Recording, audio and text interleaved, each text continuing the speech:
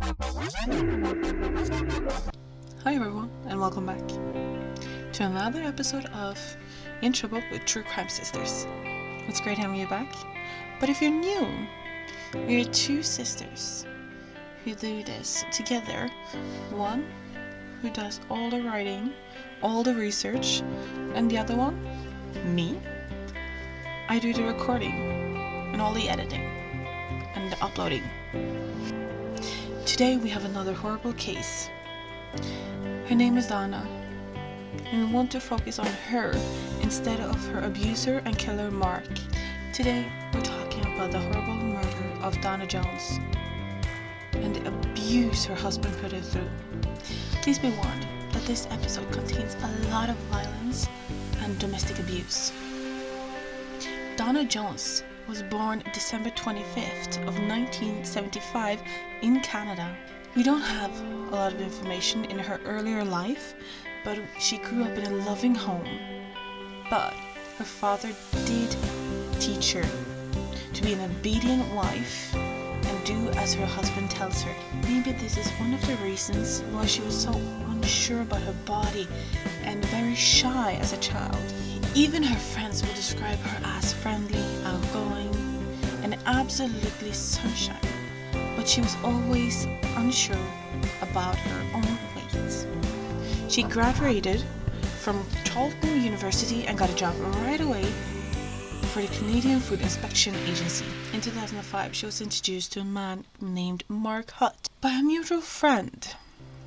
He worked as a roofer, and soon after Melanie introduced them, they started dating. And soon after they started dating, he moved straight into her place. And her job performance started dwelling, and he started slowly but surely to take more and more control over her life. He would start calling her all the time, and soon they would start fighting on the phone. And all her friends would overhear all these fights, and then all of a sudden she would start showing up with bruises and would never explain what happened, why she got them. When Mark proposed, she said yes. Instead of throwing her a bachelorette party, her friends threw her an intervention party. They tried to talk her out of this wedding, but she decided to stay with Mark. Donna used to have a very close relationship with her friends and her family, but the more she stayed with Mark, the more distant she became from her friends and family. After being with Mark for 2 years, she went from 73 kilos or 162 pounds to just 46 kilos, and that is only 101 pounds. And she was so isolated and alone that she was completely dependent on Mark. After the murder, the police went over the murder. They found loads of notes Mark had written to her during their marriage. In some of these notes, he would say how awful she was and how awful wife she is. But in some notes, he would actually praise her and say she was an angel. He even took advantage of her financially, that she ended up so destroyed financially that she was so close to declaring bankruptcy. When Mark wanted a truck, Donna had to buy a truck for him. When he wanted an ATV, Donna bought him one. And then he wanted a snowmobile, and then he wanted a snowboard, and so on and so on. And as she has always been so good at her job and so good at saving, he took completely advantage of that and using everything she had worked so hard on getting. It was in December of 2009 that the police found her dead body after Mark himself called the police in the basement of the house. Her dead body, mutilated, on a mattress made from the cushion pillows. Her body was horribly mutilated, and while she was still alive, he had poured boiling water on her. He had beaten her up and shot her several times with an air rifle. The evidence from the autopsy shows that he had poured boiling water 11 days before he called the police.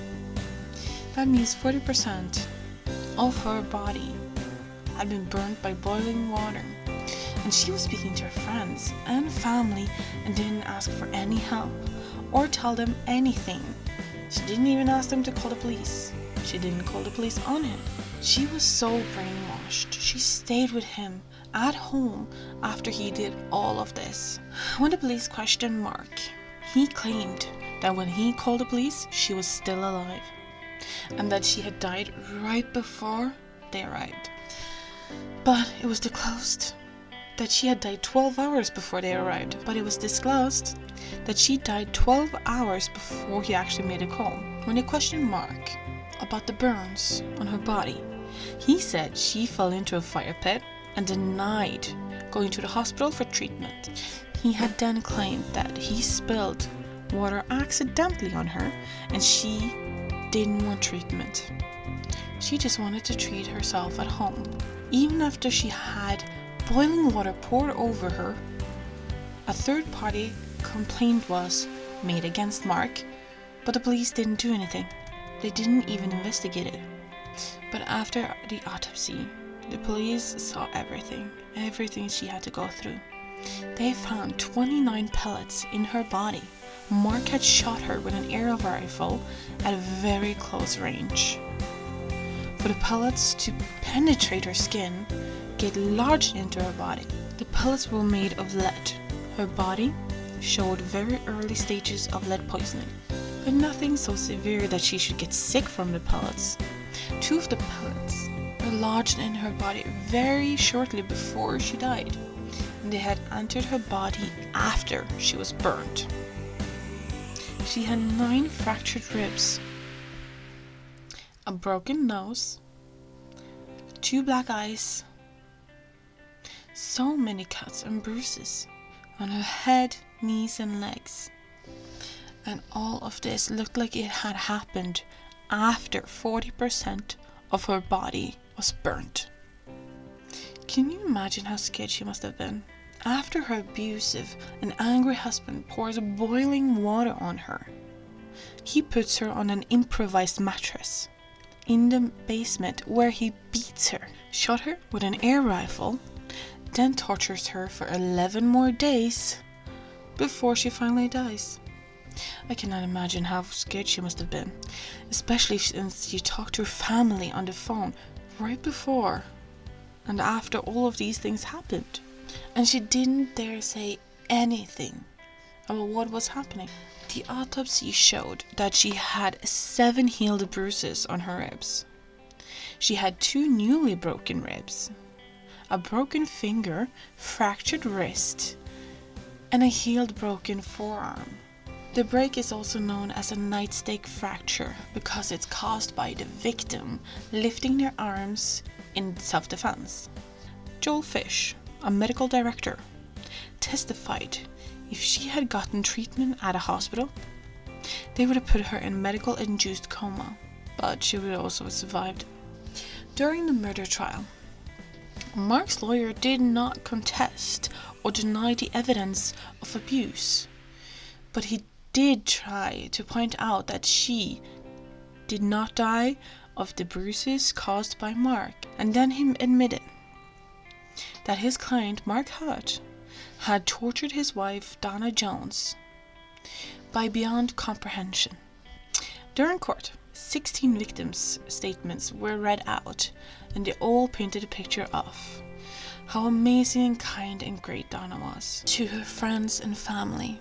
Her brother Derek once said, "She was a loving, caring, supportive, genuine, wholesome person." Her friend Melanie said, "Had I not introduced them, it's likely that Donna would still have been alive."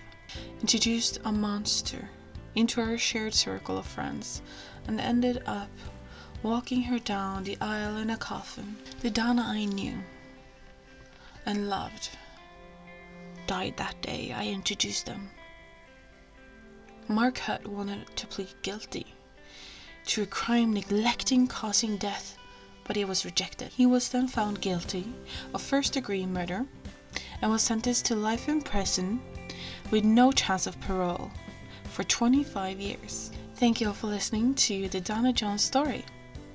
We hope to see you next episode. Bye!